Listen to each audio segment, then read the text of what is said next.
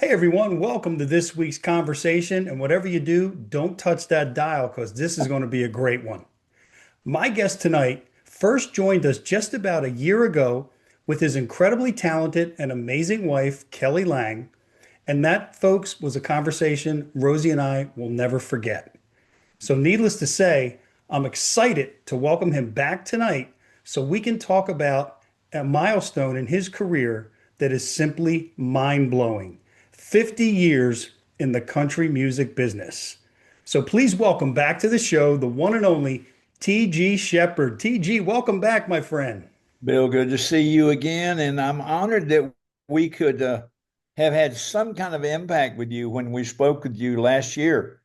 You never know when you're Yeah, doing interviews, or as I say, we don't do interviews with you. We do conversations with you because you've mastered the art of conversation. It's just a pleasure to get a chance to be with you again and talk about my 50th anniversary tour that's going on right now. absolutely. Well, thank you so much for that. And folks, you may not know this. I know some people that that are friends and family know it, but I want everyone to know that the Conversations with Bill name that is now given to this format was inspired by that conversation we had with Kelly and TG last summer. You two are a delight to talk with. I Aw. mean, you really are. I love the fact that you don't interview. You just have a conversation, and you've mastered the art of conversation. Thank And you guys for having us. It's so yeah, sweet. thank you so much. I, We enjoyed I, ourselves so We much. appreciate there's that. no greater compliment you could give us, TG and Kelly. Thank you both so much for that. We really appreciate it. That means a lot. We're going to have another one tonight. And TG, I got to kick it off with the question that I've been dying to ask since I realized this is your 50th year in the business. How did you manage to break in at 4 years old? Yeah, I wish. I was 50 when I was born. Well, I broke into this business, not really broke into the business. I was raised in this business. My mother, Bill, was a piano teacher and taught every child in high school and junior high piano in our home every day. And my mom was a great gospel singer, sang in the choir at church, and I got everything musically from her.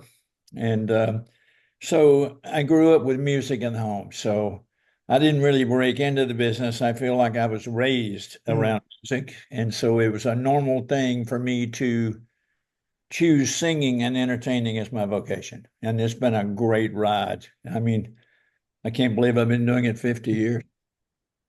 No, absolutely. And I think, one of the things that I've always believed is the true measure of success is being able to do what you love to do. So I think for you to be able to do what you love to do and be able to do it as well and as long as you have, I can't think of anything more successful. Well, my dad used to tell me years ago, son, if you are fortunate or blessed enough to love what you do so much, you'll never have to work a day in your life. Hey everyone, thanks so much for tuning in. We appreciate each and every one of you. And we also appreciate our first and longest running sponsor of the show, Tom and his team of insurance professionals at the Malin Agency. If world class customer service and doing business with someone you can trust is important to you, give Tom and his team a call today for all your insurance needs. To me, what I do is not work, it's dedication, Mm-hmm. and it's stressful, it's time consuming, but so, so rewarding. It's just, I'm overwhelmed each day by people who reach out to me with stories of maybe how one of my songs or a concert or meeting them changed their lives. Mm. And I feel so blessed each and every day of my life. But no, I've always been in the business. But I got my break, though, of course, when, I was actually my first hit came when I was around 30 years old, which I had to go after it for a long, long time before that first hit came. But I get it's all part of paying your dues. No, absolutely. Now, during that time, TG, when you were paying your dues and putting in all that work and touring and, night after night after night, what would you say are some of the key lessons you learned in those early years of your career?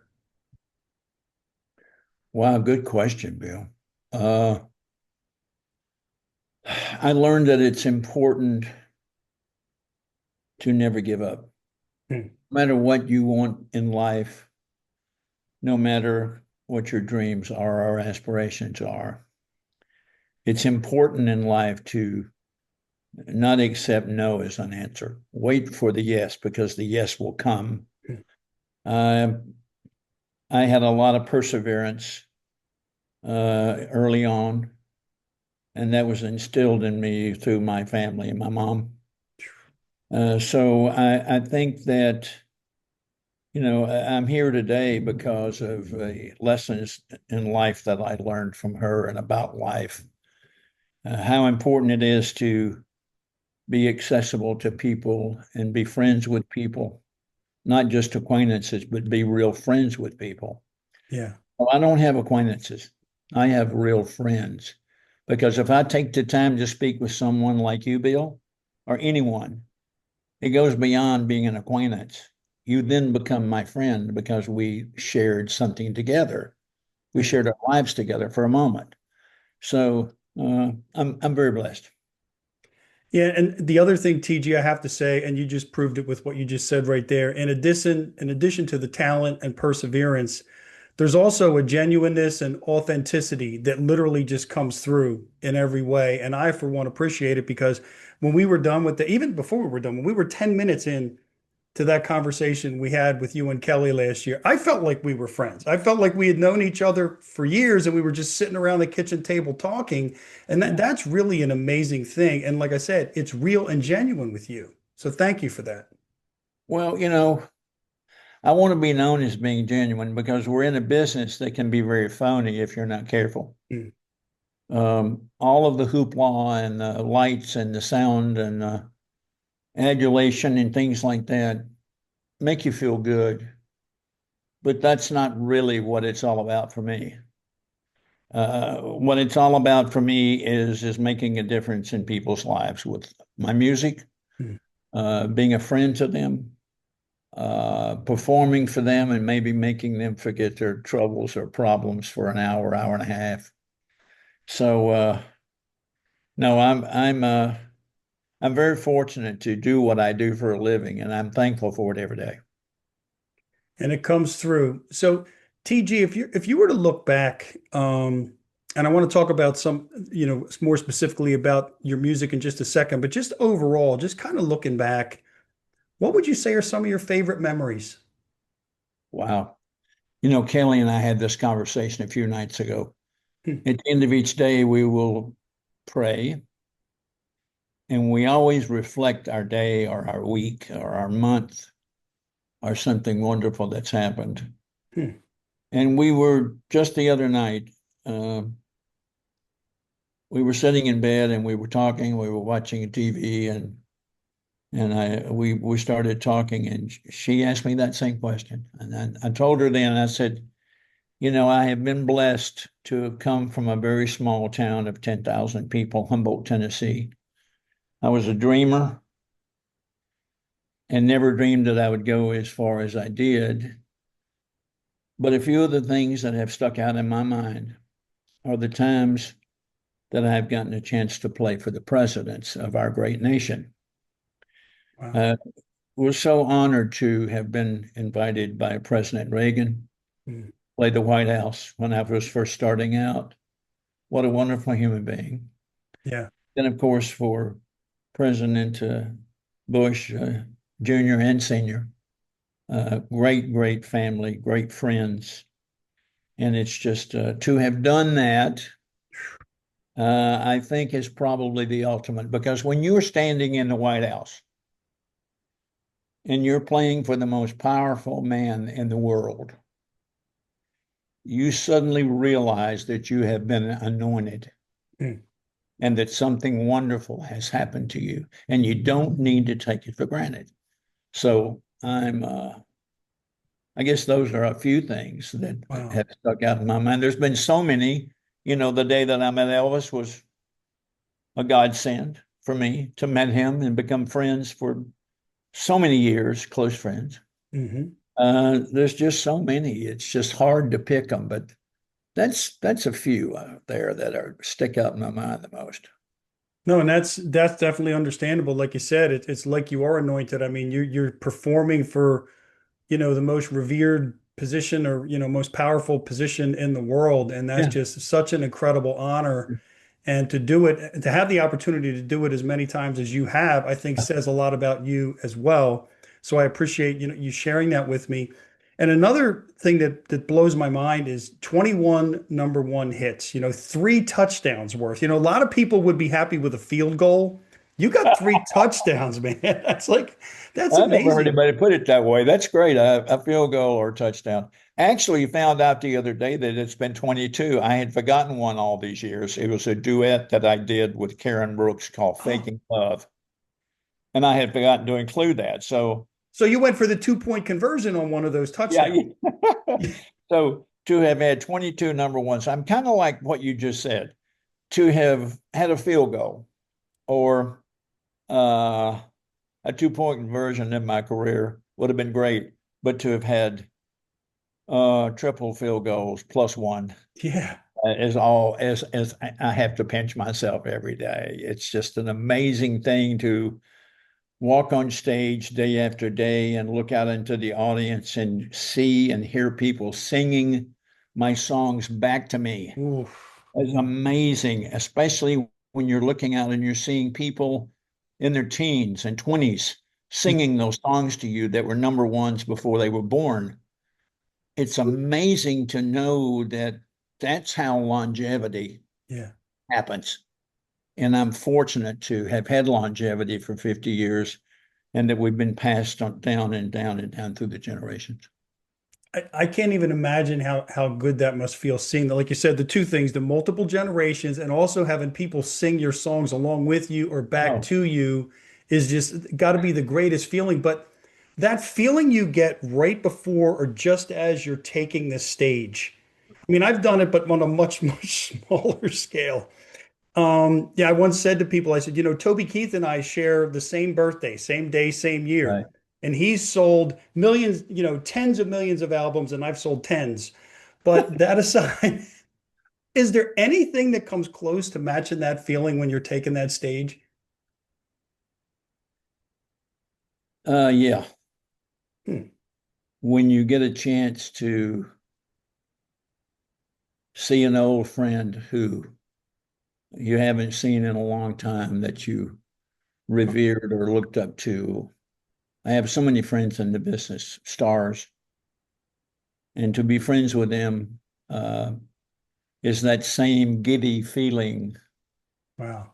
Like just a couple of weeks ago, we were in Miami, and I once again got a chance to go out and have dinner with Barry Gibb at his house, Hmm. TG's. And sitting at the dinner table, it was like walking on stage because I used to listen to his music with his brothers and absolutely loved the music, loved the disco era, never knowing that someday I would be sitting in his home with him, across from him at his dinner table. So that giddy feeling that I get when I walk on a stage happens a lot of times when I realize the friendships that I made along the way. Wow. It's just an enormous feeling of gratitude and excitement to have to almost pinch yourself and say, is this really happening to me? There's other places that I get giddy or excited feelings when I like performing. I always got that way when I would see my name up on the hotel sign in Las Hmm. Vegas on the Strip, appearing here. I played at the Desert Inn for years, where Frank Sinatra and all the biggies, Dean Martin and Tony Oh Orlando yeah. Davis, all the big stars. And I would see their names up there, and then all of a sudden I would come into town and I would open the next day and I'd go out and look and see my name up there and I'd go, that can't be right. Uh, so there's several things that's happened in my past that gives me that same feeling of gratification and wonderful feeling of walking on stage, and that's a few. No, and that's fantastic because I think part of it also speaks to, especially when you were talking about seeing old friends or reconnecting, whether it's with Barry Gibb or other friends, Yeah. that to me speaks to the depth and quality of relationship you have with people. Because there's got to be something special to get that kind of feeling when you're seeing somebody that you haven't seen in a while. Well, I've always been impressed with people who have succeeded with their lives, Hmm. whether it was a famous actor like maybe James Garner or Burt Reynolds. I used to hang out with Burt. We used to have dinner and do things together. I always got that feeling. I love to see people who succeed. Hmm. And the people that really succeed big are so down to earth Yeah.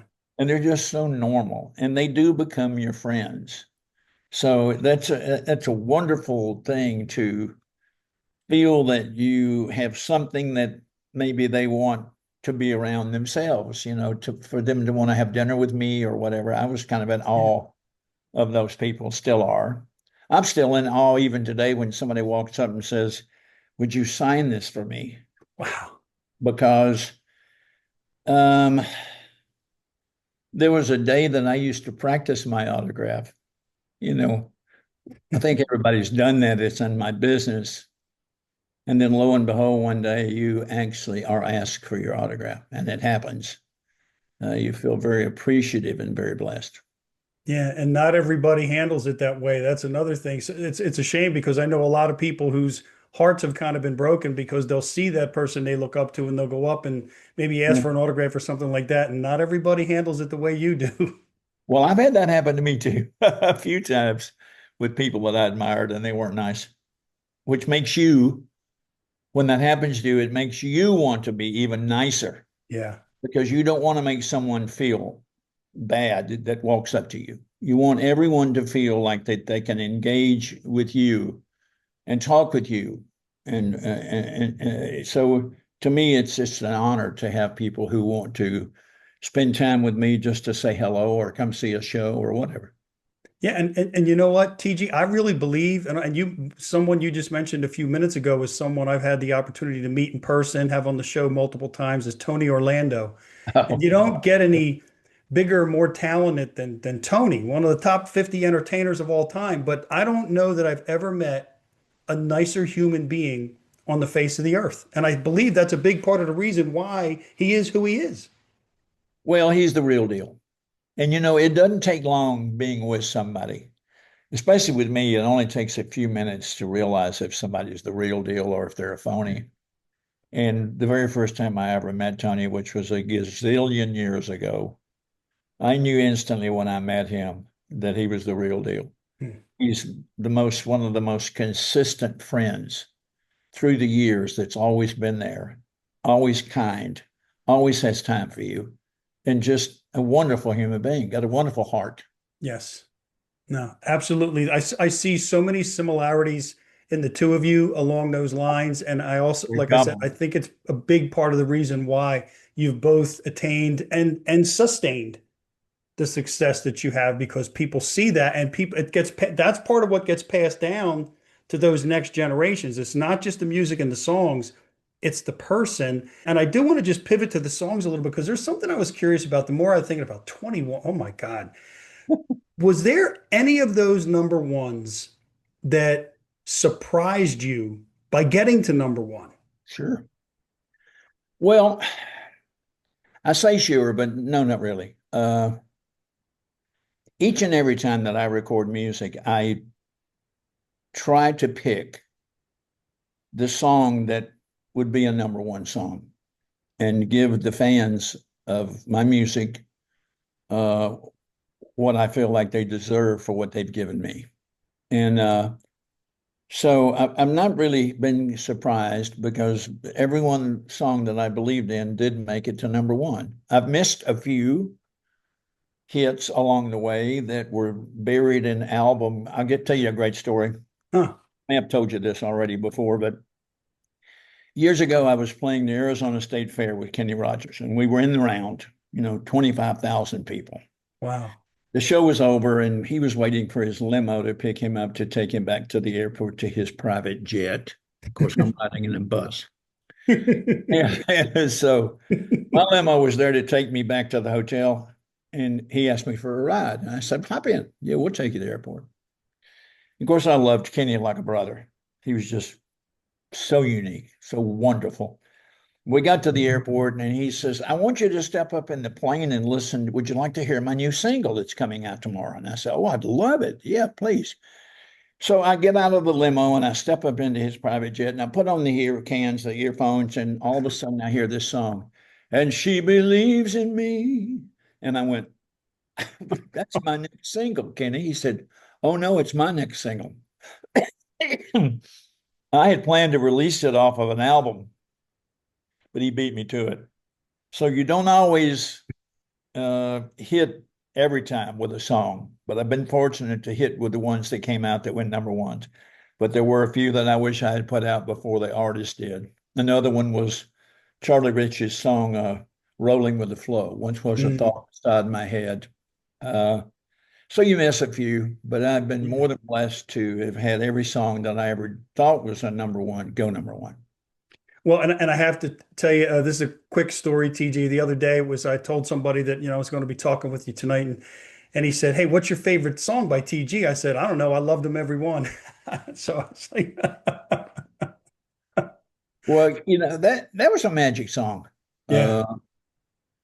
It really came along out of nowhere. I found the song. It actually had been sitting, Bill, in the vault for 10 years. Wow. Without anybody recording it. And one day I'm just rummaging what they call the vault, is where the songwriters will put their songs after they demo them in a closet. And then artists or record producers will come through when they're looking for songs for an artist and go through the catalog. And I was intrigued by this title of I Loved Them Every One. Unusual title. And I heard the song and I thought, that is a number one hit. And sure enough, I recorded it and it went instantly number one and top 20 in the pop charts. So, yeah, I've been fortunate to have had a few songs like I Loved Them Every One, but I thought maybe you might get a kick out of that story. Yeah. No, wow. So 10 years later, it surfaces. A great song always finds its way. I was also thinking, as you're saying that, that's another example of everything happens for a reason. And there you have it. Wow. Yeah. Everything is in timing. Yeah.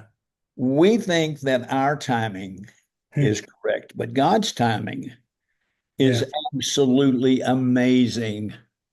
His timing, he knows it all. And so it was just time for that song. And I was lucky enough to be the guy that pulled it out of the box, out of the closet, and recorded it. Yeah. Take that, Kenny. So here we are now. It's year 50. It's your anniversary year. What are some of the things you're doing this year to celebrate that amazing milestone? Well, we're doing a tour, and every show this year is the 50th anniversary tour show.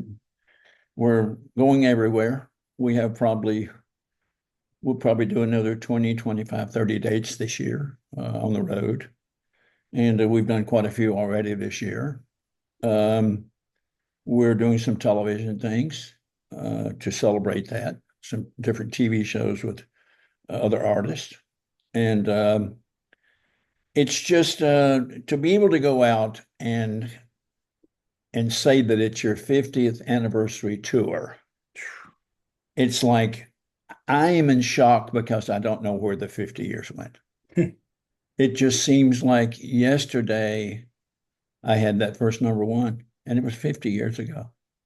So it only humbles you and makes you feel how blessed you are when you're able to walk out on stage and say thanks to the people for celebrating 50 years with you. That's, whew. Never thought it would last this long, but it still keeps going. No, that's amazing, TG. And I just have a couple last quick questions for you. And one looking back, and then the other one is kind of looking ahead. So if we were to look back, we've talked about some of the highlights and memories thus far, and I really appreciate you sharing some of those stories. They're awesome. But what would you say what are you most proud of? I'm most proud of my spiritual beliefs. Hmm. Uh, the older I've gotten, and the more I realize that the biggest part of my life is behind me and not in front of me, it makes me want to be even a better person each and every day. Wow. And I'm proud of the fact that I have finally turned into and become the last maybe 10, 15 years, the person I always wanted to be. Hmm. Because in the beginning, when you're just first starting out, Bill, you're caught up into success. I've never felt like I was egotistical. I never felt like I was better than anybody else. But in the beginning, you get caught up into that success thing and that bubble that you're in. And as I've gotten older, I realized that that bubble really don't mean it. It doesn't mean anything. It's just success to me is a journey. It's not somewhere you arrive. So I've been able the last 10 or 15 years to enjoy the journey more because I am finally turned into the person that I always wanted to be. And that Wow. hopefully will be known to have been a good person, a spiritual person, a person who loved his friends, loved God, loved his family, and spent every day of his life lifting others up when they needed it. You know, as you just said that, TG, lifting each other up, lifting others up. I remember one of the things that one of many that stuck in my mind from our conversation last summer was how you and Kelly talked about how you lift each other up. And it's one of the key ingredients to your relationship and how it's so easy for, so many people to kind of do the opposite, especially in relationships. Yeah. But to be conscious about that, and then you took it that next step. I remember you said not just each other, but everyone you meet, lifting everyone up. So I just think that's so profound. And when I ask that question, I ask it of a lot of people, what are you most proud of? That answer tells a lot about each and every person. And Right. not that we needed to know any more about who and what you are, but that just said it all, I think, and how you answered that. Well, I've been fortunate. I really have. And I'm thankful each and every day. I still have to pinch myself when I jump on stage or get on an airplane to go somewhere or have dinner with a famous friend or do the Grand Ole Opry or anything like that. Still, I'm still just as excited about what I do today as I was 50 years ago. And to me, that means a lot to me because I always said that when it got to a point that it was boring or I didn't feel like I enjoyed it as much or I wasn't as excited, then I would walk away. I'm not anywhere close to walking away. I'm loving what I do so much now, more than ever, and enjoying it more than ever. I'm very, very thankful for that. Well, that also is the perfect segue then to my last question, where I wanted to Okay. just take a look ahead. And I wasn't quite sure the best way to ask it. So I'm just going to see how this comes out. But I Sure. love everything you said about up to this point. Yeah. So, what would you say is on tap? What are some of your goals for the next 50? To be able to make a difference in a lot of the new performers that are coming along, and to encourage people who have a dream. Hmm.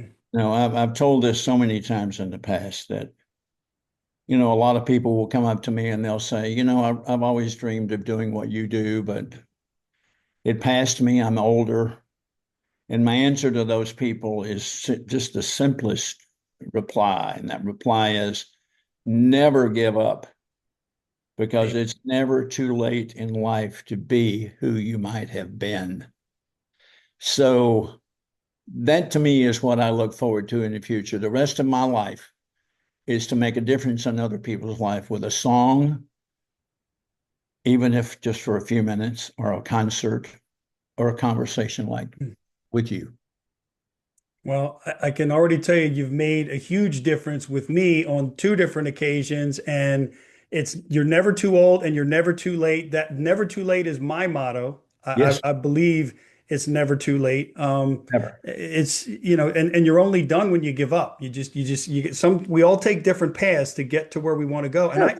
I just started doing stand-up comedy 5 months ago. I Ooh, never thought I'd be great. doing that, Great, man. but I'm glad to hear that. I'm having a blast. You know, Oh my man, go throat. for it. Do it. Yeah, I'll, I'm I'll in a come. couple of I'll come competitions, and watch having you. fun. I'll come and watch you. All right. Well, I'll keep you to that, You and know, I will. I got to tell you another story. Yeah, please do. One of Kelly and I's closest friends is a woman called Leanne Morgan, Oh yeah. great comic, and she is just blowing the doors Oh, off. She is selling out everywhere she goes. She is the most down to earth human being we've ever known. And there was a time in her career that she just didn't know if she wanted to go on anymore. mm, And right when she felt like didn't know if she wanted to go on anymore, she made a couple of adjustments in her career and took off like a skyrocket. So, comedy, it's a hard business. yeah. It's probably harder than being a singer or an actor, because in comedy, as you know, Bill, everything is in timing. Oh yeah. But I'd love to come and see you work, and maybe I'll get a chance to do that someday. But my hat's off to you. Chase the dream, because you know what? If you chase it long enough and hard enough, you'll catch it. No, I appreciate that, and I intend to. And it's funny. I took a class in stand up because I love being behind a microphone, but my Yeah. throat's been kind of betraying me the last few years. I Right. can't seem to hit what I used to be able to hit, and I figured, okay, let me try this. And man, I loved it. But you are right; it is so hard because it's just Oh, you, the microphone, and a bunch of critics sitting in front of you.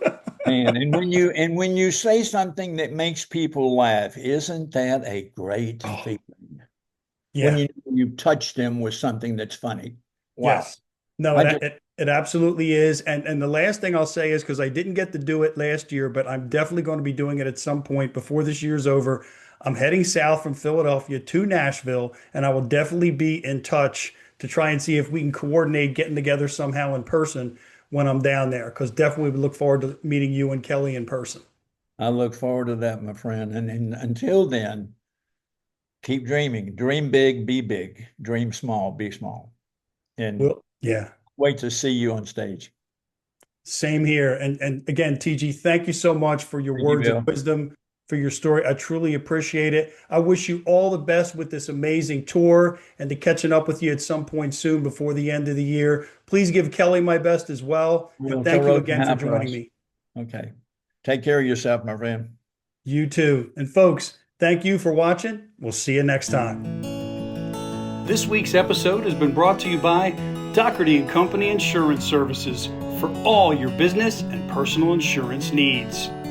Our friends at Tennis Addiction in Exton, PA. And the Malin Agency, where exceeding expectations is how they do business.